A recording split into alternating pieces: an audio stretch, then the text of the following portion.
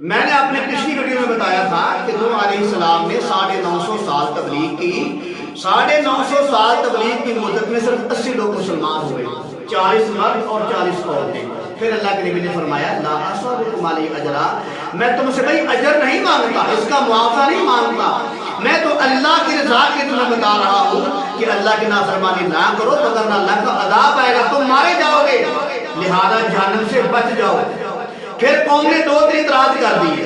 پہلا اعتراض یہ کیا کہ اگر تم واقعی نبی ہو تو تمہارے اور ہمارے اندر فرق ہی نہیں ہے، جیسے ہم کھاتے ہیں ویسے تم کھاتے ہو، جیسے ہم پیتے ہیں ویسے تم پیتے ہو، جیسے ہم غمی خوشی کرتے ہیں تو بے واسطے غمی خوشی کرتے ہو، جیسے ہم بازاروں میں جاتے ہیں ویسے تم بازاروں میں جاتے ہو.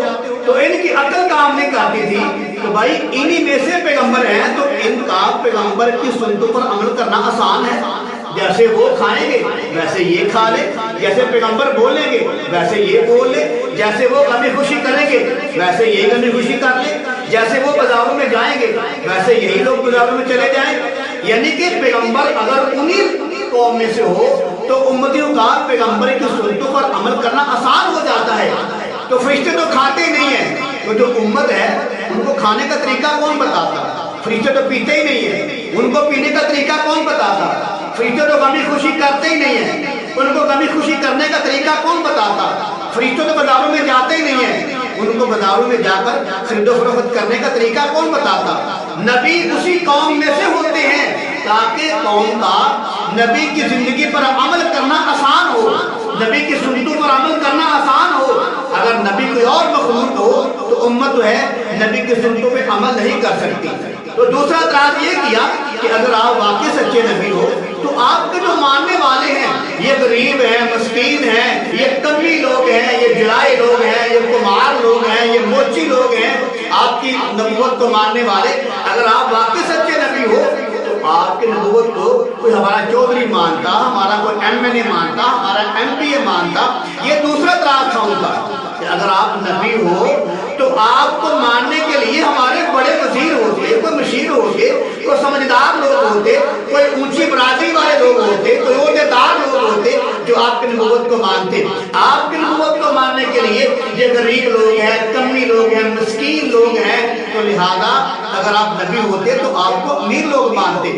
تو اللہ کے نبی نے فرمایا میرے نبی ہونے کے لیے یہ دلیل نہیں کہ مجھے امیر لوگ مانے، نبوت کے لیے دلیل یہ ہوتی ہے کہ نبی جو ہے اللہ کا انتخاب ہوتا ہے. ایک دوسری بات پیغمبر کے پاس معجزے ہوتے ہیں، نبی جو حق پرست ہوتا ہے، نبی خدا ترس ہوتا ہے، نبی صلہ رحمی کرنے والا ہوتا ہے، نبی جو ہے یہ اخلاق والا ہوتا ہے.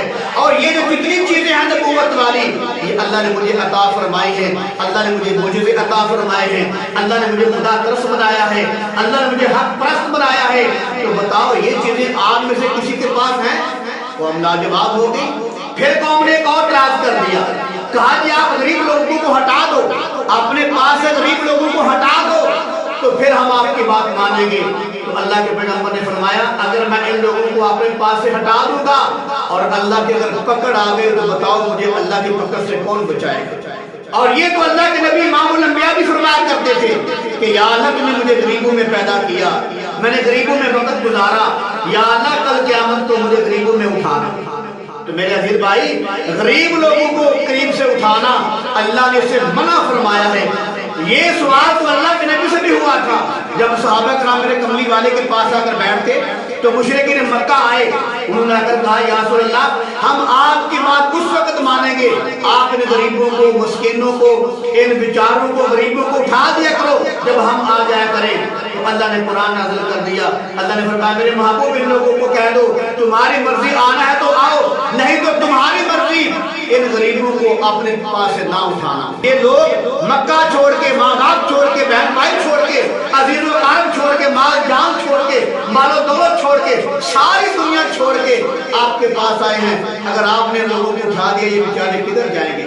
تو اللہ نے فرما دیا میرے محبوب یہ لوگ آپ کے پاس آتے ہیں تو آئیں، وگرنہ نہیں تو ان کی مرضی ان غریبوں کو اپنے پاس سے نہ اٹھائیں، ان کا دل نہیں توڑنا. تو میرے عزیز بھائی نوح علیہ السلام نے کہا کہ اگر میں غریبوں کو اپنے پاس سے اٹھا دوں گا اور مجھے اللہ نے اگر پکڑ لیا تو بتاؤ مجھے اللہ کی پکڑ سے کون بچائے گا؟